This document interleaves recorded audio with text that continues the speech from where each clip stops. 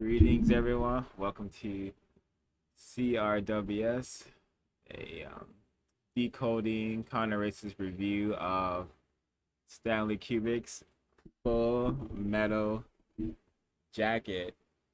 And just getting right into it. The day is so-called Memorial Day, May 29th, 2023. So this film is very loved and appreciated in the system of racism, white supremacy, and it is put the put together in a like thrilling, fascinating manner. I think it's an excellent film that demonstrates the nature of the Yurugu, of the white supremacists, of the white people who decide to dedicate themselves to the system of racism, white supremacy. Um, this system is largely maintained by deception and violence. And the way the system has been organized is in a manner that white supremacists are able to unleash their will, which is it seems to be dominated by their sexual aggression and their aggression as a whole. And like throughout the film, like the focus is on throughout the film we hear like statements about their genitalia, their balls, numb nuts is thrown around throughout the whole film. And of course the film is very violent. But in the beginning of the film we get a an example of how so-called military and the system as a whole breaks down people psychologically, programs them by diminishing their self-esteem, diminishing their energy, so it is able to build them up in their own image. This is what this is the whole boot camp is for. They break you down and build you up into what they want you to be. And in the film, so-called military, the aspect of the military known as the Marines, they want their participants to be killers. And this system, white supremacy, it definitely necessitates a lot of killing. In order to have lots of killing, there has to be a lot of people willing to kill. There's a lot of glorification of white terrorists. Charles Whitman, the University of Austin school shooter, he got a shout out, and so did Lee Harvey Oswald. He also got a shout out in this film. And freaking and this film, just films in general, allow us to dive into the psyche of the people who made the film. And I must suspect Stanley Kubrick of being a white supremacist for sure, because in the beginning scenes of the boot camp portions of the film, we hear the Sergeant Hartman. He says he does not. She said there's no racial bigotry in his Marine Corps, you know. But right after that, literally right after that, we hear Sergeant Hartman you say nigger, gooks, wops, kikes. He says it all. right after. If you don't want to racially if you don't want to racially be a bigot or whatever, then avoid using those words, Sergeant Hartman. And then in the same scene, he names a black male Snowball, and he also tells the black male, you won't be getting any fried chicken or watermelon over here. So that's very overt practice of racism, white supremacy. So it just shows the hypocritical, contradictory nature of racist man and racist woman. They'll say one thing and then demonstrate something totally other, something else. So, and they've gotten us used to this. Their behavior, like we are told something, all right, we will, and then they'll do something totally opposite. And that contradiction is obvious in the whole culture of racist man and racist woman. This film like kind of makes a joke about it, but it's not a joke. It's, to me, it's the truth. Like Private Joker, he's wearing on his helmet, born to kill, but at the same time he's wearing like a peace sign. You know, just the hypocrisy of the system, and also perhaps what the Europeans, the Urugu, have trained themselves to do so well, which is to compartmentalize their actions and their behaviors and their thoughts. So maybe they believe they can achieve peace even though they are promoters of death and destruction. A very interesting. Sergeant Hartman says a bunch of interesting statements throughout the film. Very, very hilarious. White supremacist. Not going to lie, but he says his training, the Marine Corps, will make them ministers of death praying for war, and that is a testament to the religion of white supremacy and business of white supremacy, because he kept saying Marine Corps, but I don't know if he was saying Marine Corps or Marine Corps. Either way, it all means the same thing, that the Marine Corps, the military, the so-called government, they're all just components of the religion and business of racism, white supremacy. And this business promotes deception, death, and destruction. That's what this business is all about. But I'm gonna pause there, and we're gonna hear from some of the other participants on the panel.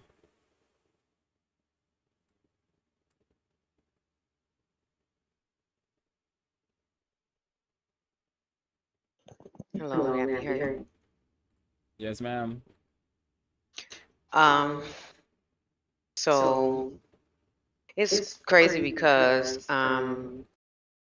when I joined the Marines, um, they waited about maybe 2 or 3 days once we got our drill instructors. Well, I should say the drill instructors waited about 2 or 3 days after they were assigned to us, and it was the same, situation. They were in their alphas, which is the green dress uniform he had on at the beginning of the movie. So coming in and terrorizing us, yelling at us, and all this other stuff, and feeling us out to see who would do what and everything. But in a couple days, they started saying like name calling. They wouldn't necessarily.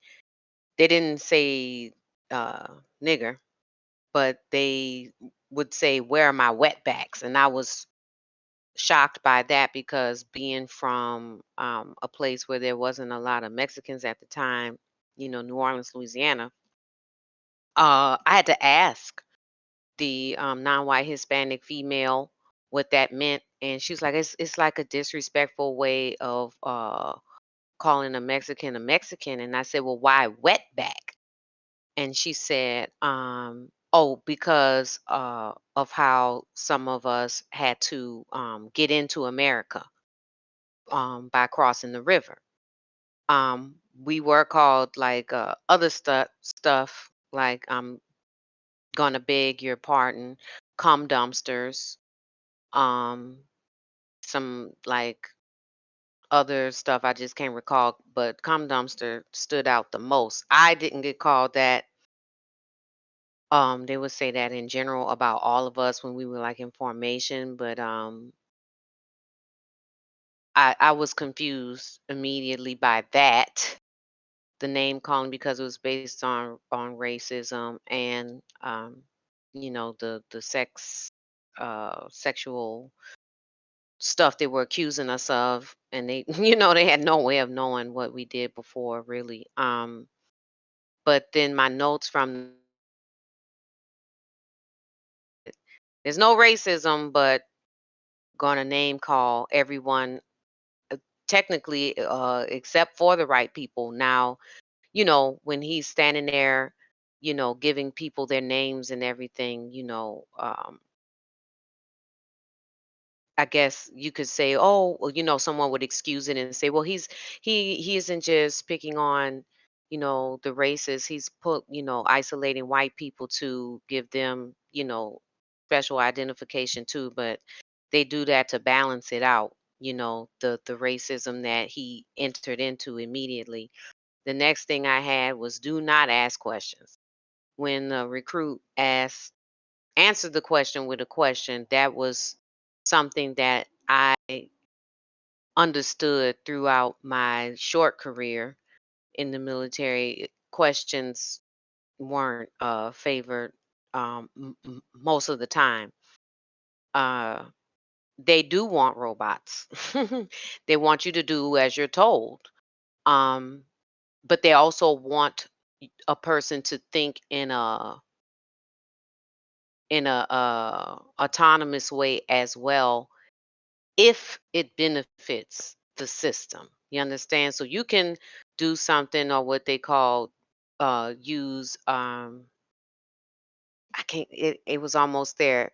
Uh when you initiate something on your own. You can initiate something on your own only if the outcome makes fortifies the system and the oppression that you are inevitably, and I think everyone at some point in time in the military that I was with came to a reality of at least asking, like, what are we really doing? You know? The drilling. It used to kind of drive me nuts when I was in boot camp and even after, because they call cadence while you're exercising in order to help you breathe and run, you know, give you some stamina. But it always sounded like Nordic. When I hear like it like real, I'm not trying to be funny, but it was real guttural and like yodeling. And it used to drive me nuts. And I find that now that I've watched this movie again, that has to be purposeful. This Celtic, Nordic, Scandinavian, sounds, calls of war could be, you know what I'm saying? I think I told you all next about the Rifleman's Creed and how I was substituting at a school and confronted the principal about their modification of the Rifleman's Creed into the school creed for elementary school children. And she immediately buttressed my advisement, saying, well, I didn't come up with that. Somebody else came up with that. That person being, ironically, a former sailor. He wasn't even in the Marines. He was a Navy, maybe a corpsman. I'm not sure. And then sleeping with rifles. That is not what my experience was. I cannot tell you what happens in the male platoons. Obviously, I'm not well, it's 2023. I'm not a male. I identify as what I was born, which is a woman. So I was in a woman's platoon, and we had, once we received our rifles, when we weren't cleaning them, when we weren't drilling with them and when we weren't shooting them, they were locked away immediately as soon as we got in the squad bay. And so rifle watch, our um, situation wouldn't have been where someone was able to not only unsecure the rifle, but then have um, what do you call it, live rounds. And so there was a very terroristic way, and tell me if I'm taking too long. There was a very terroristic way that they ensured that there were no live rounds. What they did once we were during our week, rifle week at the, to qualify, um, they would have us come in, um, and they would shake us out. They would have us strip down to whatever we had on, underwear. Obviously, we had to have on underwear, and then they would make us shake that out in front of them. And then the next step was they literally did what the drill instructor did, but to like a worse degree. They would just go around overturning our foot lockers and just kick our stuff around. Just kick it around, throw it, kick it like we were being raided or swatted, and they were looking for rounds, but they were also keeping us in check. You know what I'm saying? So if you thought about taking some rounds, I guess it left you quick. I didn't think about it for a moment. PT, I felt bad for Private Powell because to a degree I was like Private Powell. I had to adapt um by training myself outside of the time that we were given physical training. I had to do extra stuff on my own because I realized like I didn't actually have the that that ability, like that climbing and all this stuff. That's not what I did growing up. You know what I'm saying? And I didn't really get that much training during the delayed entry process. So I had to really strengthen my upper body, do a lot more work for camp. And I'm not saying I agree with conflict combat, but it should be way longer than what it was. But then I understand why it was so short because it's really really a weeding process, and they're also like, it's like this big like long uh orientation, and whatever you're supposed to get next, you'll get next once you move on from there. But I feel like that it kind of sets you up in a way to get ostracized if you're not physically trained before you go. Killer instincts was the next thing. A lot of people I joined with, and people I met after, definitely had killer instincts. I'm not sure how they got it. I do understand psychopathy to a little, a functional degree. That's something you're born with, and social apathy is something you're developed. So I don't know which one these people had, but they fared out. Well, I shouldn't say woo woo woo cowbell. They ended up succeeding more so in the military than I did, for sure. I ended up getting out, and they're probably still in from the chow hall. I was made to become rack mates with a white female that not only stole from the chow hall, but she was caught on rifle watch writing a letter home, and she called the black female drill instructor a bitch. So not only did whenever that white female, whenever she did something to get in trouble, like she would have to so call, and so she did it again. And then she asked me to like help her. She was like, "Aren't you hungry?" And I was hungry because we had to take out the trash one night. She was like, "Aren't you hungry?" She was crying. I'm like, "Look, I'm stuck with you until however long. I'm just trying to get through this. I'm not trying to get popped out here eating no food that we not supposed to have." I said Private Power was gay. I'ma hurry up and speed this up. I caught I caught more stuff, but I ended my notes here. When the lady of the evening walked up to them and offered them sex. And then the people stole the camera. When he ran off, that billboard was interesting to me. It said high nose, which to me, if you just insert a P, it would be hypnose, then 33. And I paid attention to that because I wasn't sure why 33 would be there. And then there was a smiling, looked like a smiling Negro on top or in the billboard too. But then I think I'm correct because how does the movie end with the 33? It ends with them singing the Mickey Mouse theme, and everyone knows by now Walt Disney was a 33rd degree Mason. And I'll mute.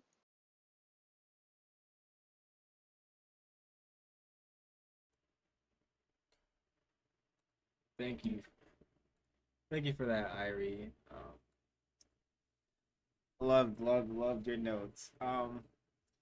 I saw a lot of Welsing moments in this film, and Dr. Frances Welsing, she has communicated to us in her work, the ISIS papers, that the Yurugu, racist man and racist woman, they they see the gun as the great equalizer. They they have symbolized their phalluses and their firearms to mean the same thing. This is why we will always see them comparing their genitals, their phalluses, to firearms, to guns, and other sorts of weaponry. They have even designed bombs and missiles and a number of other tools of war to after phalluses, particularly black phalluses. And but we have here on the screen, this is for fighting and this is for fun. There's always that connection between the gun and the phalluses, because the racist man and racist woman, people who call themselves white and have conquered the planet due to them being a minority group of people fearing genetic annihilation, they have compensated for that reality, the reality that they are in fear of dying out, being killed out, whatever the fear is. I can't place it, but they have compensated for their fear, their insanity, by producing guns and then putting it in their minds that my phallus is my gun. This is why we hear things like "son of a gun" and whatnot.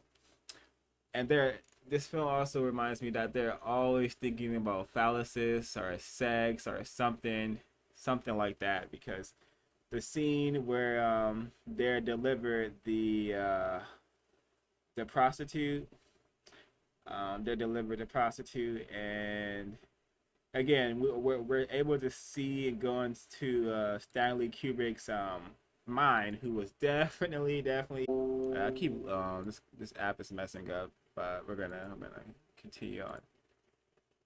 The scene with A-Ball, his character in itself is like just Welsing moment, Neely Fuller Jr. moment, just um everything. Well, the prostitute comes, the victim of racism, non-white female who is having to prostitute during this conflict. They make a big deal about A-Ball's phallus being too big, and she's like, no, it's too big, basically. And then this is what and I hear statements like this all the time from my dive classmates. They mention like black males having giant phalluses, and this is a very stereotypical statement that is thrown out very very often, that black males have giant phalluses, and I think that is just echoing the fear and the derangement in the white mind that the black males are they pose the greatest threat to white genetic annihilation because we possess the most color. in our bodies, and 8 ball is a black male. So this is they make a big deal about this, and then an 8 ball's name, 8 ball is a black ball, so he's basically like named after a black ball, um, probably the one from the pool, playing pool, which is also racially coded, and we've been informed about that game, how you use the white ball to knock all the color balls into a hole, into the dirt, basically. And then the last one you get rid of is the black ball. And the black ball is the most dangerous ball on the playground, on the pool table, because that ball can cause you to lose, if you hit it in too early. And that is just race code war. Um, we learned that from Kyrie and Harrow's book as well. How everything is just racially coded, and you have to really, really pay attention to what we're seeing and these sports, these activities white people are fascinated by. So 8 ball, gets killed in a really torturous way. He doesn't get to go out like in one shot, and he doesn't get like a peaceful, not peaceful, but yeah, somewhat peaceful like outing like Cowboy does. He has to get shot like 4 times by the non-white female um, Viet Cong soldier and whatnot. But I want to cover all of my notes. So back with the so we're taught that people go into the Marines, to serve their country, to it's supposed to be very constructive. You're supposed to go into the Marines and be able to support yourself afterwards. Do a whole bunch of correct things after you do your time in the Marines. But it really is, I would say, depicted realistically. The military, if it's dealing with like combat situations, then that their purpose is to teach you how to do combat, and combat definitely involves killing. These places, you just go there to be taught how to kill more effectively. This is why Lee Harvey Oswald and Charles Whitman, they and a lot of white terrorists, Timothy McVeigh, a lot of terrorists white terrorists have had military background, because that is how the system functions. They're aware, hey, eventually I'm gonna want to do some killing, and I want to be good at it, and I could go get this training for free in the military. And we still see this happening quite often. It's going to continue to happen until the system of white supremacy has been eliminated and replaced with a system of justice by guaranteeing no one is mistreated, and the people who need help receive constructive help. It's a very simple solution to this very decrepit, awful problem we are dealing with. But it also shows that the programming in the system itself just makes us insane. Unfortunately, all of us are insane due to having to function and exist in an insane system known as racism, white supremacy. We may think we're cute, we may think we're intelligent, we may think we're like doing having a very successful life, but at the end of the day, we are very, very, very confused about what's actually going on here on this planet, and we have been made insane by the most insane group of people to ever walk the earth. Racist man, racist woman, and racist child. They have taught us that films like this should exist in the first place, and wars need to exist, and we need firearms, we need people getting blown up. They have taught us that we need these things on the planet, and we are quite complacent. And most of us are very, I won't say all, but most of us are very complacent, and things staying this way forever till infinity and beyond. But Fortunately, the Creator has given many of us the will to correct and solve this problem, and it shall be done. But this film, not Sergeant, but Private Piles, he was renamed by Sergeant Hartman. He got renamed, and throughout this boot camp, Sergeant Hartman is just emasculating everyone, all of the new recruits. He's calling them sweetheart.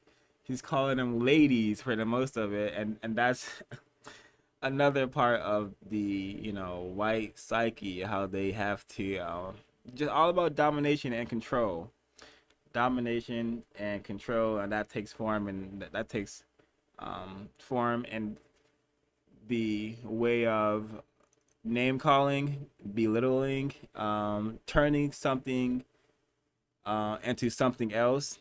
They made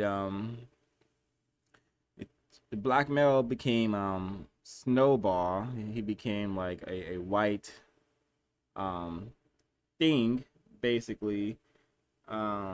Leonard became Gomer Piles. I don't know what that means, but I'm sure it has some occult ramifications behind it. And then he slowly becomes more insane, because he's already insane to begin with, and then he becomes more insane, and he eventually. That happens a lot in war. It's happening a lot right now with the whole Russian and Ukraine situation. White people are often sacrificed to continue the system of racism, white supremacy. It does not mean that racism is getting eliminated.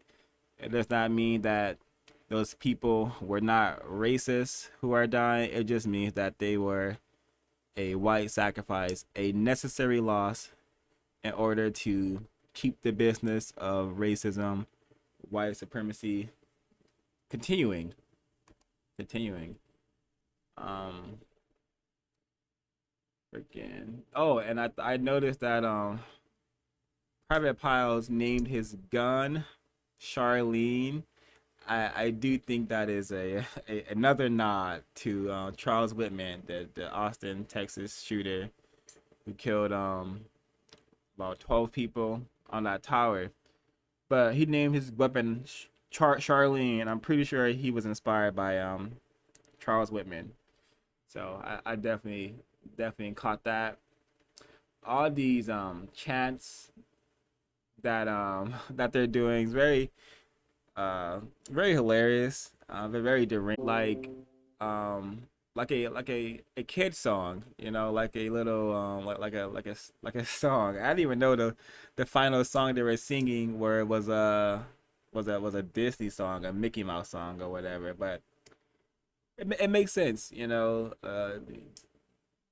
all things, most things, if not all things, like in the form of entertainment, corporations, they all are doing the same thing, maintaining and continuing the system of racism, white supremacy. Disneyland is awful. It's also an awful war zone that has retarded and maimed many minds and bodies to a extremely pitiful degree, and just like what happens in so-called war, people get maimed, they get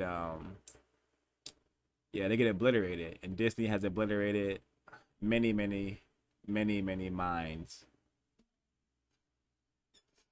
So they go to yeah that was a bit long-winded, but yeah, people do not go to the military to become like better people. They like what happened in the film. They're there to become killers, to be taught how to kill. Explosive experts. And they want those skills, and a lot of times they want to use those skills to harm people, not to help them. I don't even know if there's a military branch dedicated just to helping people solve their problems. I don't think such a branch exists at all. So yeah, I'm gonna pause there. Hopefully you hear from Wait, actually no. One more thing I had there's they when they're like running and singing, Sergeant Hartman does a little the quip about the Eskimo, like Eskimo just having just raping Eskimo females basically. He called it sex, but no such thing as sex between a white and non-white person under the system of white supremacy. That is always rape. But he says like Eskimo just said I don't want to repeat it because it's very vulgar, but it's like a chant about Eskimos and their genitalias and how it's cold and feels good, tastes good, and that's just another hint to the cannibalistic nature of racist man and racist woman. Also that their minds are always on set. Yeah, that's all I have to say for now. I'm gonna chime out, hopefully hear from other panelists, hosts.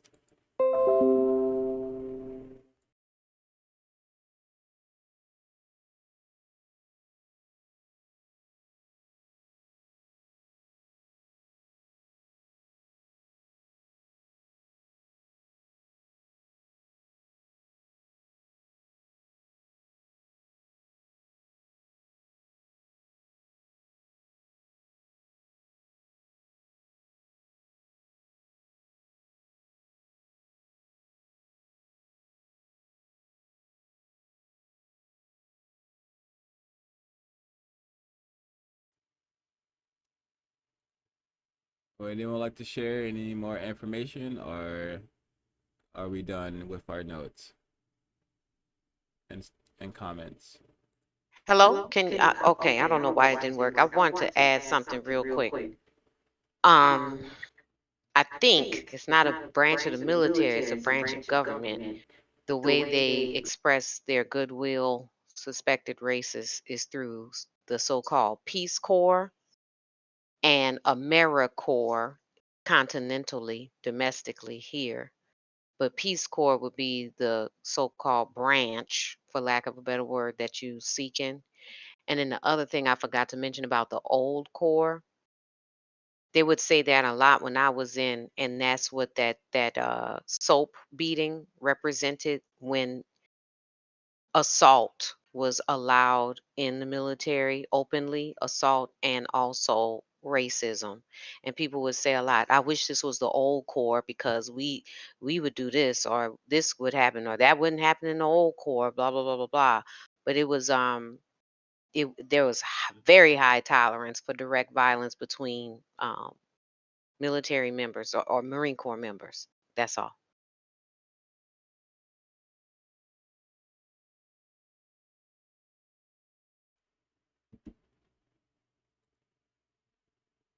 Yeah, I've heard of yeah, I've heard of the Peace Corps, and I've heard more about the Peace Corps and their incorrect behavior. Um, I found an article right here from Time Magazine. Says Peace Corps report says 1 in 5 volunteers in the report said they were sexually assaulted. Let me see this. Peace Corps report says 1 in 5 volunteers are sexually assaulted. Dun, dun. Yeah, so I'm only familiar with the Peace Corps because I know they're and the United Nations as well. I think the United Nations isn't that, don't they have like a little like a section where they're supposed to be doing like humanitarian work as well. They're also uh, known to be rapists as well. Ash, did you want to share some of your notes? Yeah, you can hear me? Yep. Okay. I thought there's so many scenes where Black people are being mistreated. I couldn't think of any scene where the Black person within that scene, when they highlight that or when they like speak to that person, they were not mistreating them, racially attacking them, making racist jokes towards them. Did you guys think, I don't know, maybe if you guys could think of any of those scenes, but I couldn't think of one scene where it wasn't that way. And I was like, I guess, I mean, I've seen the movie a couple times, but that was something that was a lot more blatant to me than the first couple times that I've seen it. And then I thought the part that was really interesting was when they were like interviewing all of the soldiers and asking them like why they wanted to join the war or what the purpose of the war was. I felt like the besides, I think his name wasn't Cowboy. He was the one who was also a photographer, and like he killed his first person during the Tet Offensive. I think he was like he was the only white person that said like, oh, like we're here to fight for their freedom or something.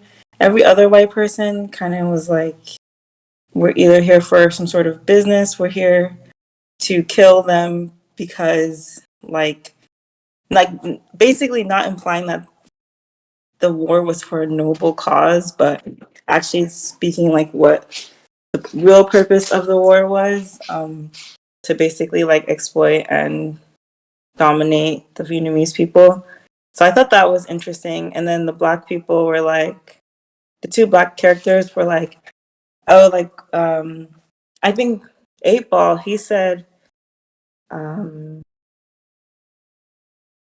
something like, they won't give us freedom, like black people in America, but I have to come here and fight for their freedom, which I thought was kind of sad that he said that. It seemed like he was really confused because you're not fighting for their freedom either. And then the other black male said the same thing similarly, like we're here to fight for their freedom and they're not even grateful about it.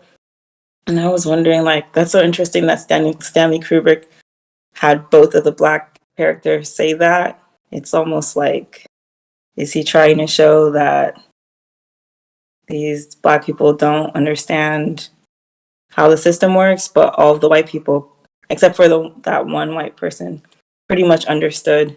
I think the movie's interesting too because it kind of goes through like all the different types of white people and how their minds think under this system. Like you have Joker, who's kind of like a little bit nihilistic. He seems like he genuinely cares. He's not inherently violent. And then you have like Animal Mother, who's kind of like very much violent, very into killing, but also is kind of nihilistic and understands like he's very much aware of why they're in Vietnam and what his role in there is as a killer. And then you have all these different people who practice white supremacy in different ways. But then I liked the ending scene because they're all like marching and they're singing like a Mickey Mouse Clubhouse song. It just makes me feel like no matter how much they like deviate from in the ways that they practice white supremacy, like from their childhood, it's been ingrained in them. And like how like Dr. Francis Krauss Wilson has like the unified theory. It's like in that scene, it's like the unified white supremacists, like no matter how the different ways that they practice it, it all comes back to like they're all still practicing white supremacy. And I think like it's interesting to see Joker because he's like on the fence, but ultimately like once he so quote unquote like mercy kills, if that's what you want to call it, the Vietnamese sniper, he's like, oh, I know what team I'm on. Like I'm not on the fence about it. I'm not like gonna half be in it, half not. So I thought that was interesting. I still think like it really annoys me in that movie that there's no logical reason how that Vietnamese child could not have killed Joker. And it's so annoying to me because it's just like such a like fantasy scene because if she can shoot someone from like hundreds of feet away and Joker is literally right in front of her and she shot probably like 10 times at him and did not hit him and he's not even moving. I just thought that that was so, like, just very stupid, but I guess it was necessary because this is supposed to be a film that, you know, some like ignites something in white people, especially white males, to want to go to these wars. So even though, you know, like a lot of these Vietnam wars are like, they have this like, oh, it's like anti-war, it's showing the true horrors of war. And it's like, is it really? Because all it's showing is like camaraderie, debauchery, and like a lot of scenes of like them pretty much having fun. It's not showing, it doesn't, especially this movie doesn't really show the horrors, besides the horrors of like the training camp that ignites the private, I forgot his name, went through. But then even with that, it's like if you watch that as a white male, you're like, well, I'm not weak like him, so I wouldn't have that experience, you know. So I just thought that was interesting. Those were my comments.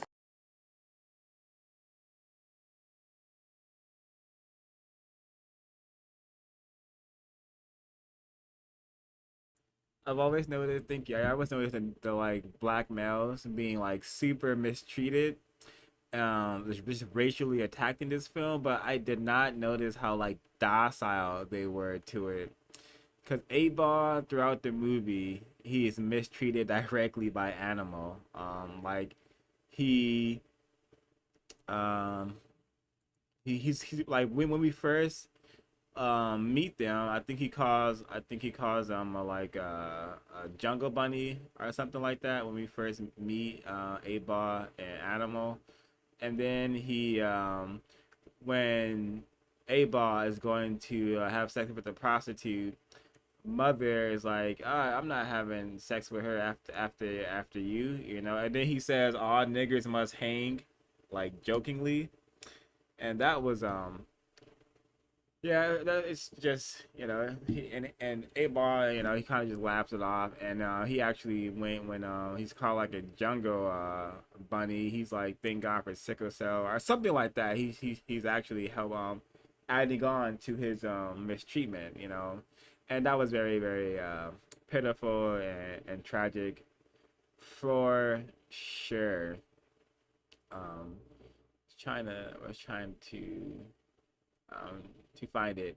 And yes, definitely different, like the various different archetypes of white people and their derangement and whatnot. Like especially this scene right here, with the get some guy who just, you know, just mowing them down, like just killing whoever and whatever he sees. And yeah, this is an excellent look into the nature of people we are dealing with. Hey, you know, they have no qualms about killing, about removing existence from this planet if it serves their even if it doesn't serve their goals. And they'll do it for fun, but mostly even that serves their goal and their religion of racism, white supremacy, from my observations and whatnot.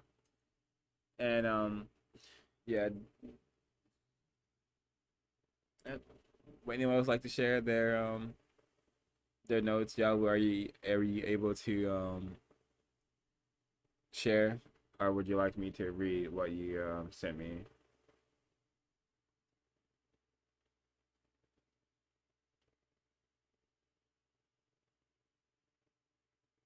You can read it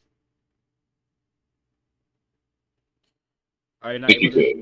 could. Are you? Yeah, I can, but are you busy? Are you in a noisy environment?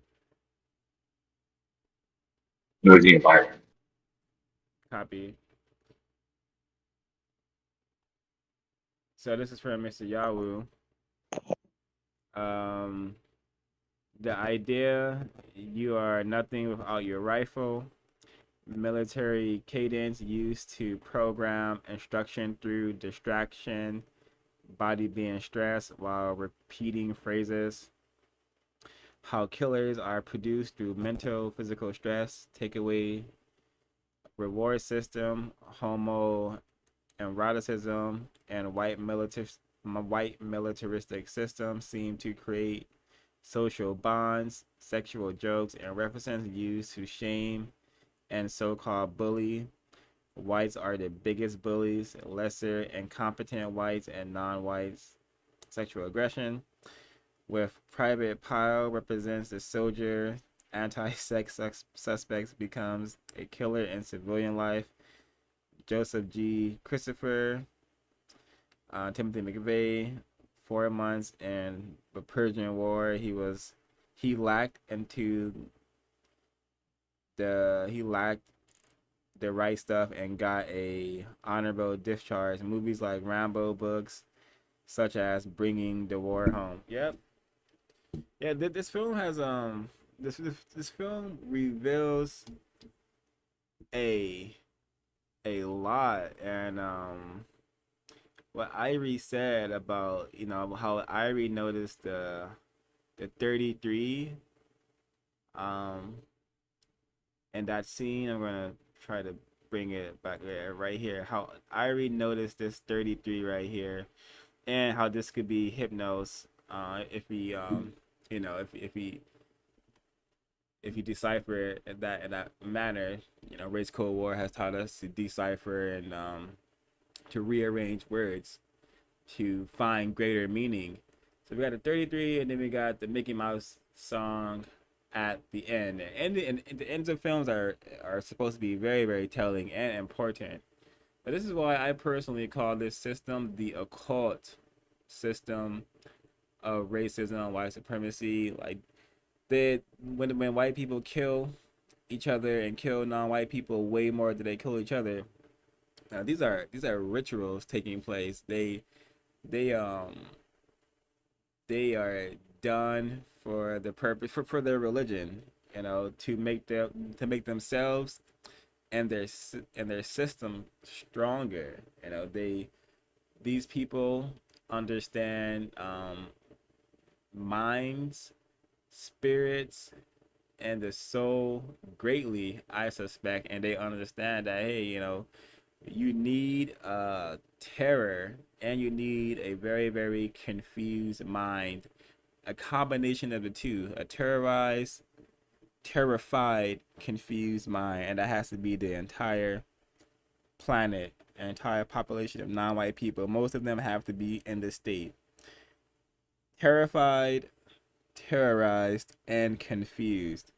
And they've learned that, hey, killing, that gets the job done. Not just regular killing. Now we're gonna impale this person. We're gonna impale this person through the anus, and the pole's gonna come out of his mouth or something, like Vlad the Impaler style. Or we're gonna tie this Negro onto a pickup truck and drag him for like 50 feet, until all his limbs fall off, James Byrd style, Or we're just gonna set them on fire. We're just gonna, set them on fire. We're gonna put them in electric chair. Well, we're just gonna do this for centuries, and then the terror will be in their genetics. This is how we're gonna do our rituals. This is how we're gonna practice our white magic. Occult just means, they have an understanding of the known and the unknown.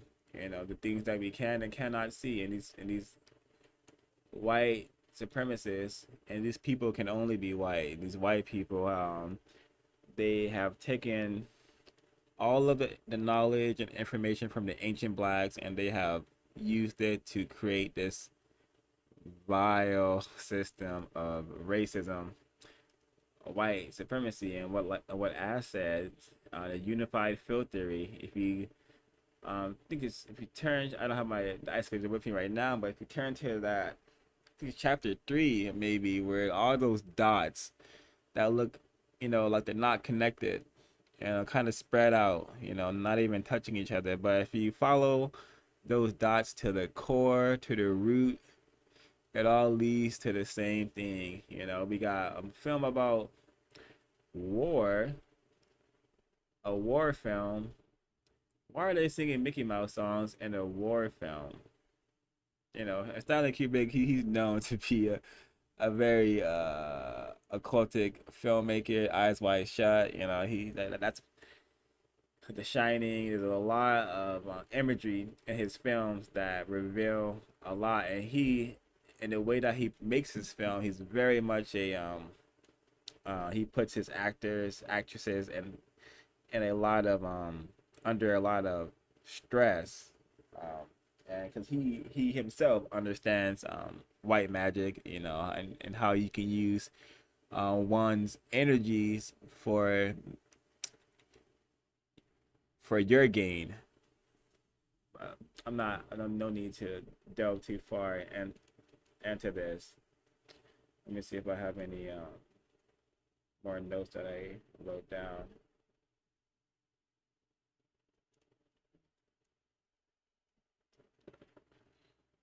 Oh, and the hazing scene. This was very very telling scene. Example of another example of I would say white sacrifice, and I think I already said this, like the old core. I'm pretty sure stuff like this still goes on. I'm positive stuff like this probably still goes on. We do have this thing called Fort Hood, where like recruits and military participants just keep ending up dead over in Fort Hood. So I'm sure that's a reflection of the military still being the military, a terror camp used to produce killers and deranged people who are going to go over to the desert or go over to somewhere and harm non-white people, for the system of white supremacy, because that's what it's here for, you know. And yeah, Sergeant Piles is driven to white sacrifice himself, and before doing that, he white sacrifices his drill sergeant. Tons of jokes about just sex is always on my mind. Hey, you're gonna come over. I'll let you f my sister anytime. Stuff like that. Just the vulgarity of racist man and racist woman. Um, oh, and this scene right here with this guy, the news guy, and there's Snoopy right there. I just didn't catch that the first time, but he's there for a reason. I can't put my finger on it yet, but this person, like this scene, is an awesome example of how racists, if they want to be, are so clever with their words. And he's like, first, something about evacuees. They're not evacuees. They're refugees. And then he's like, call them. We're not doing seek and destroy. We're not calling it what it is anymore. Seek and destroy. We're gonna call it clear and sweep. It sounds better that way. We're able to deceive more people if we use that combination of words, clear and sweep, instead of seek and destroy. Go Can ahead, I Irie. Yeah, interrupt you real yeah. quick? Please do. Yeah. Tell me if I'm wrong. To snoop is to look ultimately, right? Yep. Correct. Okay, let's change snoop to look. Look first, go last. I don't know what he's supposed to be saying there, but that's what I'm guessing now that you said if Snoopy's there in front of the word first. Look first to go last. To, and then something else.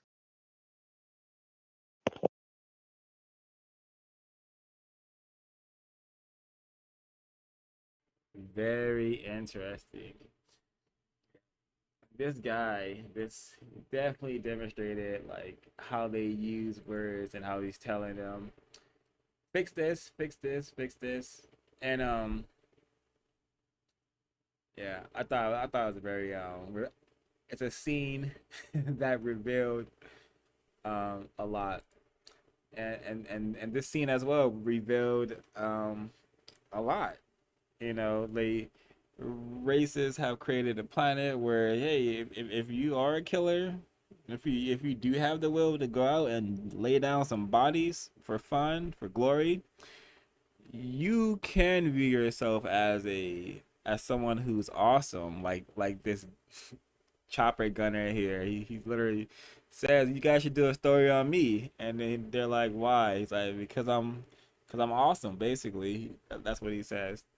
We live in a planet where you go shoot up some schools. You can have a whole fan club about you. We got people have tattooed um Eric Harris and Dylan Klebold. I hope that's his last name. I don't really. Yeah, I should be one. I should want to be accurate, but the Columbine shooters, these people are tattooed on the bodies of people. There are websites and groups of people who glorify school shooters because in this system they have been taught and in their culture, maybe they haven't been taught, they were born with the genetics, with the belief that killing is awesome and people who do it should be celebrated. We should have a holiday for every school shooter. Is what these people believe, and they literally will celebrate Hitler's birthday, school shooters' birthdays, because that's the kind of planet we're on. We're not somewhere pleasant. We're not somewhere we should want to be. This is why we all should have the will to correct things. Yeah.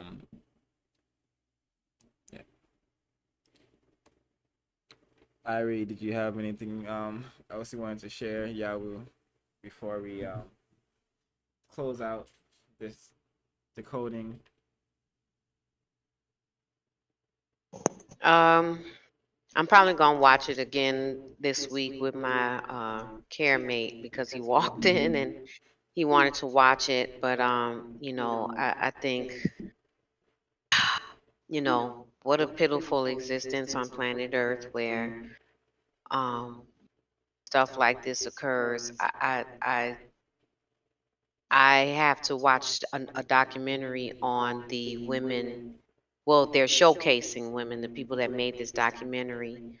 They're going around Vietnam digging up landmines, or is it Laos? I apologize. It might be Laos, but either way, it just made me think of that and the dedication that these non-white people had to attempting to produce justice and get an invader out of their country, and they're demonized, still to this day, and white people award themselves past and present for exterminating the majority of the planet in directly violent ways.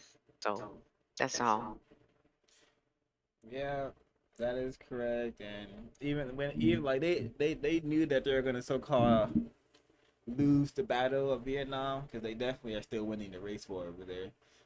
But they knew they're gonna lose the battle, so they like, what, we're just gonna test out everything we got. We're gonna test out our weather manipulation devices. We're gonna cause some typhoons. We're gonna get those freaking rivers that they use to trans transport arms and equipment. We're gonna get those, flooded, and then before we leave, we're gonna use this thing called Agent Orange on them. See, and this Agent Orange will have them being born with like 3 legs and missing eyes for generations. We're gonna put that in the soil, you see, and when it's in the soil, it's in there forever. Basically, we have 2023 still people being affected by Agent Orange. It should be called, Agent White, or a chemical weapon made by racist man and racist woman to terrorize the people they have called gooks and yellow. But yeah, this Vietnam War ended freaking April 30th, 1975. Started in 1955. So a very, very long battle. And we're now freaking, what year are we in?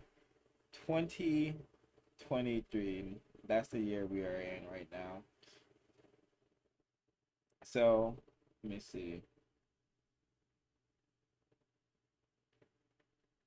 48 years ago, and the remnants of the terror white people unleashed in the Vietnam War is still being felt by those people.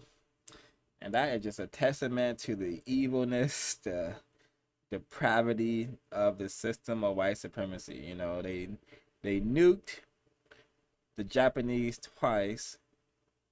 Just obliterated their minds. They still don't know what hit them is seeing. They're over there making a bunch of cartoons and comic books and robots to have sex with instead of eliminating the problem of white supremacy. So their minds are still gone ever since they were like totally obliterated during World War II.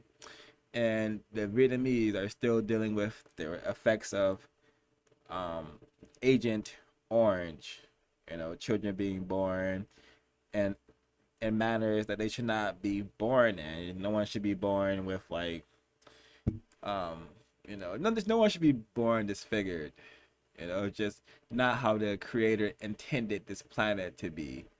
The creator did not intend for various concoctions to be arranged and in an effort to destroy people. That wasn't a part of the plan, I'm assuming.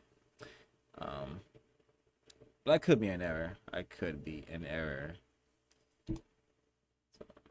think, yeah, no, definitely my final thoughts were right there. And yeah, this is a film we would have and should do another decoding on, because it's just jam packed with information. Stanley Kubrick is very meticulous in his film producing, his film creation. So definitely a movie we will be discussing again.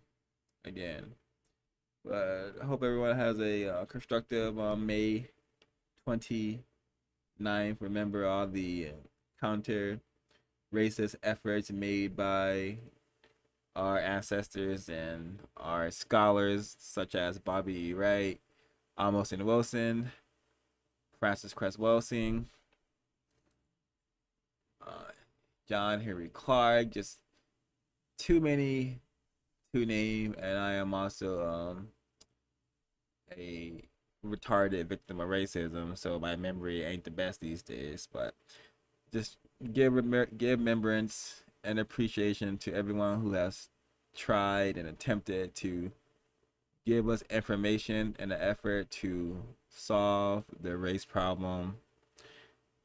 And we will definitely eliminate the system of racism, white supremacy. That will definitely happen on planet Earth. And before I end it, Yahu Irie, final thoughts. If not, I will know by the silence.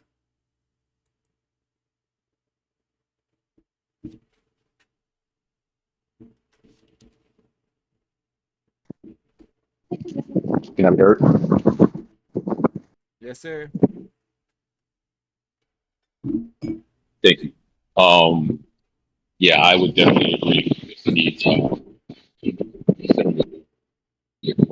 so much going on. Uh, just to speak on Stanley Kubrick, his knowledge of code to films could be just entire broadcast that alone.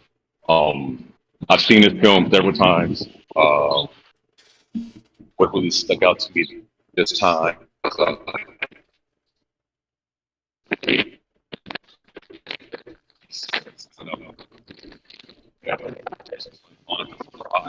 that was able to say that they killed somebody. I found that was a very profound statement. I wonder how many people that that's about the subject white really feel that. Yeah, I would definitely agree that getting this a is a lot of. montage of all the different. Yeah, you were breaking up a lot earlier. Is it background noise? No, it's just like staticky, like you have a poor connection, but it's better now. Is it No, it's like unintelligible.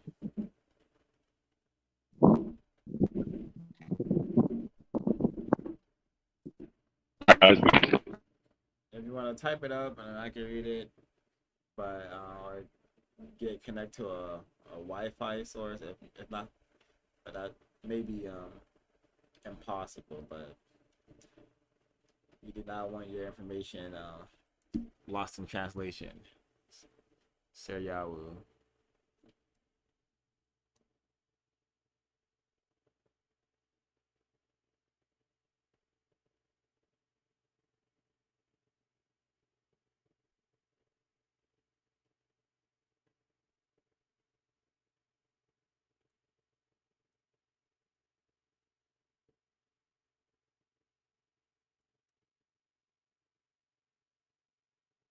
I'm gonna give Yawu like a minute to send me something. I was not able to confirm if he's gonna send me his notes. I can give that 1 minute, and then we will close out. When is the next time you want to stream? I was just gonna ask that. Stream like Decoded, like I do a Decode a movie, or just in general. Yeah, Dakota movie. Um, well, I'll have more time to my to do things like this because I am less relying on other people to assist me on this planet because I got my vehicle back. So you can definitely I'm available later today for another decoding, and I'm available tomorrow as well. This in anytime I'm not on a plantation of school or work, I'm available, but I am at these places a lot. Let me know about later today. Tomorrow, I'm gonna be helping my mother. So, okay. Later today is definitely a possibility, especially if what I'm supposed to be doing doesn't occur. Then I would love to do another decoding, um, for sure. Do you have a film in mind?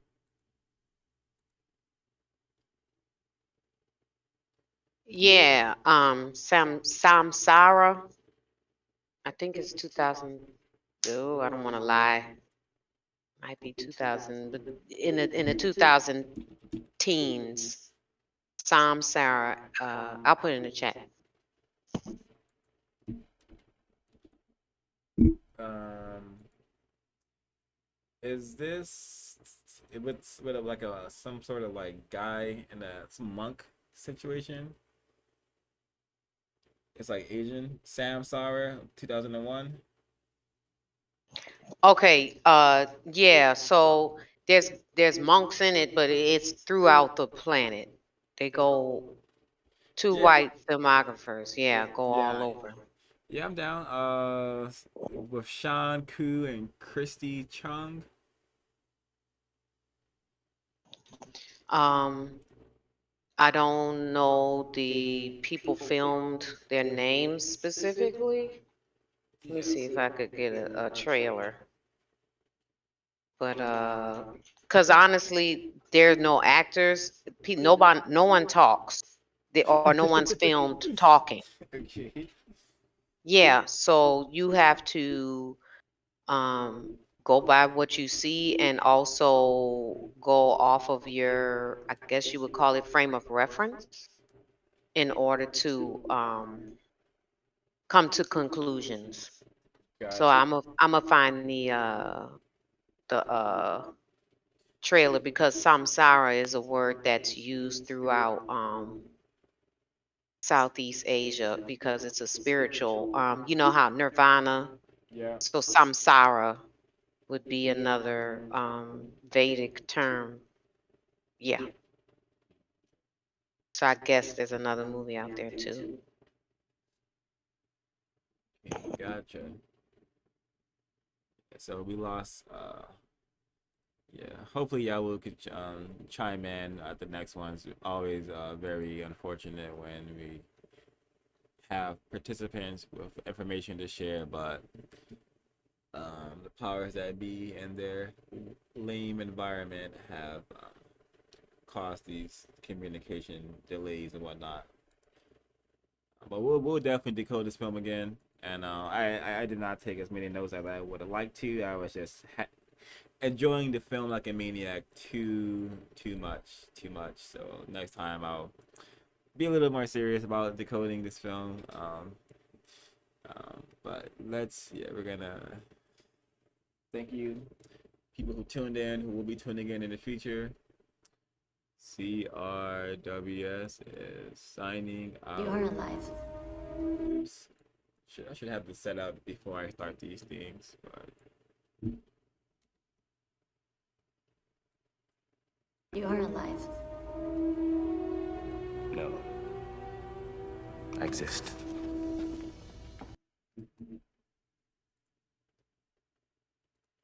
CRW